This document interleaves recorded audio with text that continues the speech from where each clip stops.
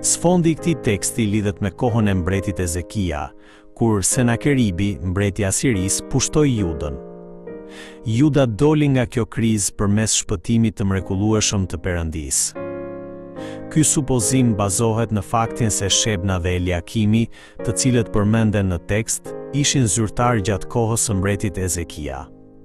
Jerusalemi quhej lugina e vegimit, sepse Isaia shpallte popullit se si duhej të jetonte përmes vegimeve që Perëndia i tregonte. Megjithatë, në vend që të kuptonin vullnetin e Perëndisë dhe t'i bindeshin, populli e shpërfilli fjalën e tij. Juda kishte përjetuar shpëtimin e mrekullueshëm të Perëndisë, duke dalë nga rreziku i shkatërrimit, prandaj Jerusalemi ndoshta ishte i mbushur me britma gëzimi. Por Isaia po qante sepse po shihte në vegim një pamje të tmerrshme të së ardhmes, kur muret e Jerusalemit do të shembeshin dhe qyteti do të mbushej me kufomat e njerëzve të vdekur nga uria. Arsyeja ishte se, megjithse Juda kishte përjetuar shpëtimin nga kriza përmes hirit të Perëndisë, ajo nuk u mbështet te Perëndia, por te fuqia e vet ushtarake dhe pasuria materiale. Fakti që Perëndia e vonoi shkatërimin e Judës tregon se ai po priste që ata të pendoheshin. Megjithatë, në vend që të pendoheshin, judejt e shpërfillën vullnetin e Perëndisë duke ngrënë, duke pirë dhe duke u kënaqur me dëfrime. Në fund, Perëndia shpalli se do ta gjykonte Judën që refuzoi të pendohej. Prandaj, teksti nuk është thjesht një shpallje shkatërimi, por zëri i Perëndisë që i thërret ata në pendim. Arsyeja pse Perëndia paralajmëron për gjykimin nuk është se dëshiron shkatërimin e tyre, por se dëshiron që populli të largohet nga mëkati dhe të kthehet tek ai.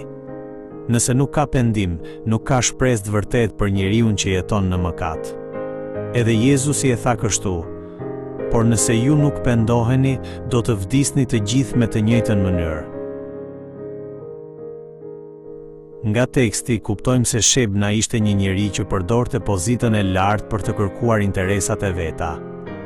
Megjithse nuk ishte pjesëtar i familjes mbretërore, ai ishte aq krenar sa që kishte përgatitur për vete një varr në varrezat mbretërore. Ai përdorte pozitën dhe pushtetin e tij për të kërkuar nderin dhe përparimin personal. Prandaj Perëndia thot se do ta largoj Shebnën krenar nga ajo pozitë dhe do të vendos Eliakimin në vend të tij. Ky ishte gjykimi i Perëndisë mbi Shebnën, i cili nuk ishte besnik ndaj detyrës së besuar, por e përdori atë për interesin dhe lavdinë e vet. Përmes këtij teksti duhet të kujtojmë se misioni që Perëndia na ka besuar nuk është një mjet për ta lartësuar veten, por për lavdinë e tij. Gjithçka që kemi na është besuar nga Perëndia, dhe ai kujdeset për ne e drejton jetën tonë. Prandaj, në vend që të kërkojmë lavdinë dhe interesin ton, është e drejtë të jetojmë për t'i pëlqyer Perëndisë që na ka thirrur dhe na ka besuar një mision. Duhet të jetojmë që të ecni denjësisht për Perëndinë, që ju thërret në mbretërinë dhe lavdinë e tij.